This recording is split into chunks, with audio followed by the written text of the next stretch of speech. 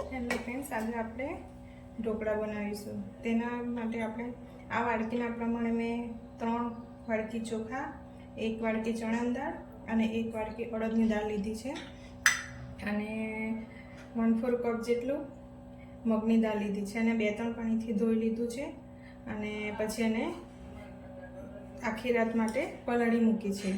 હવે એને આપણે આ દહીં વડે અને થોડું પાણી નાખીને એને મિક્સરમાં પીસી લઈશું। આપણે આ દાળને મિક્સરમાં લઈ લઈશું અને તેમાં આ ખાટું દહીં લીધું છે, 2 ચમચી દહીં અને થોડું પાણી નાખી દઈશું। હવે એને આપણે મિક્સરમાં પીસી લઈએ। જો આપણા મિક્સરમાં પીસાઈ ગયું છે। હવે એને આપણે 3-4 મિનિટ માટે બરાબર આવી રીતે એક જ સર્કલમાં ફેટી લઈશું, જેથી એનામાં હવાના કણ ભરાય છે તેથી આથો સરસ આવી જાય છે। એને એક જ દિશામાં બરાબર ફેરવવાનો છે 3 થી 4 મિનિટ માટે।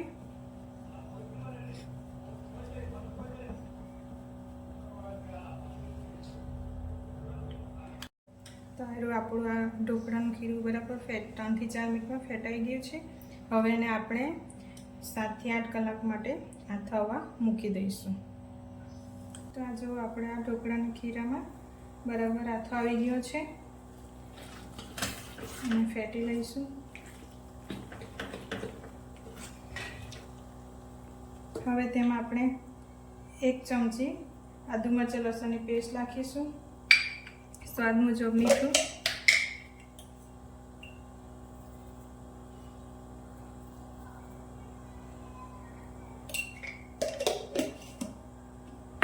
અને આપણા બેઝિક મસાલા, હળદર પાવડર, ગરમ મસાલો, ધાણા જીરું અને આ છે લાલ મરચું પાવડર। હવે આને આપણે બરાબર મિક્સ કરી લઈશું।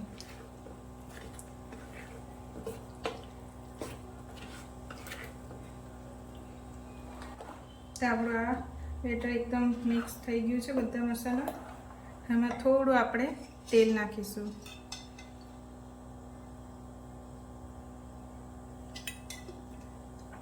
મિક્સ કરી લઈશું।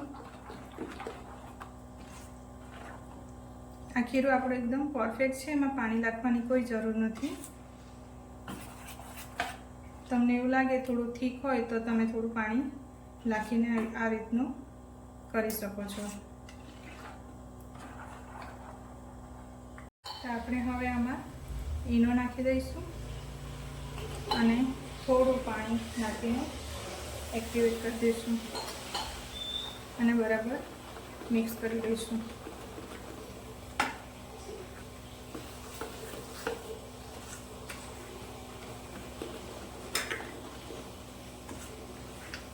તો હવે આપણું આ રેડી છે। આ મેં ઇડલી કુકરવાળું ગરમ કરવા મૂકી દીધું હતું, તેમાં આપણે હવે આ ડીશ મૂકશું અને એને મેં તેલથી ગ્રીસ કરી લીધી છે। હવે તેમાં આપણે આ બેટરને નાખી દઈશું।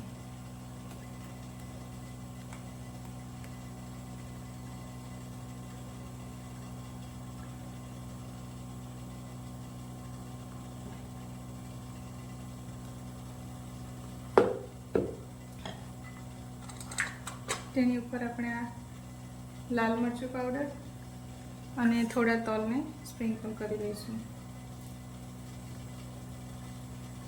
હવે એને આપણે 7 થી 8 મિનિટ માટે રહેવા દેવાનું છે, વચ્ચે ચેક કરી જોઈએ। આપણે હવે જોઈ લઈએ, આપણું આ ડીશ રેડી થઈ ગઈ છે। હવે એ રીતે આપણે બીજી બધી પણ ડીશ રેડી કરી લઈએ। હવે એની ઉપર થોડું આપણે તેલ લગાવી દઈશું।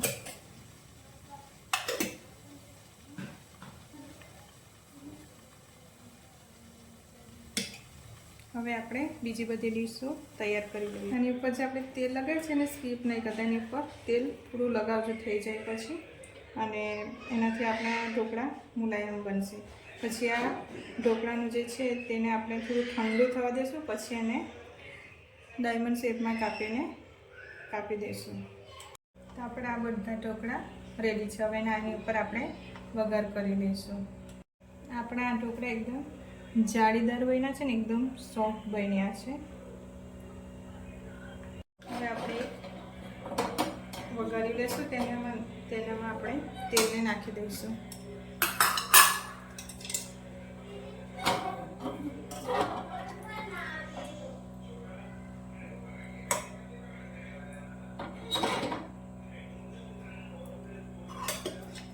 હવે તેલ ગરમ થાય એટલે તેમાં આપણે રાઈ નાખીને વઘાર કરી લઈશું.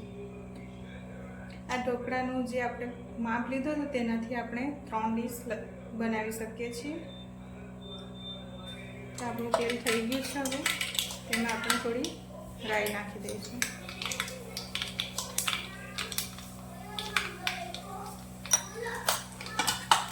તમે રાઈ તમારી હિસાબે લઈ શકો છો.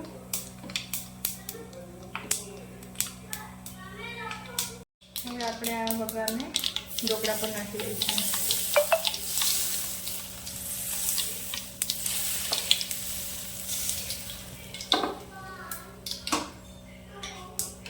બરાબર મિક્સ કરી દઈશું.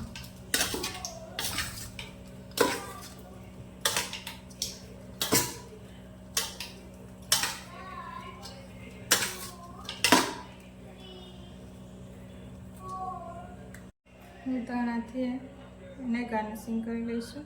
તમને આ મારી રેસીપી પસંદ આવી હોય તો લાઈક, શેર અને કમેન્ટ કરજો.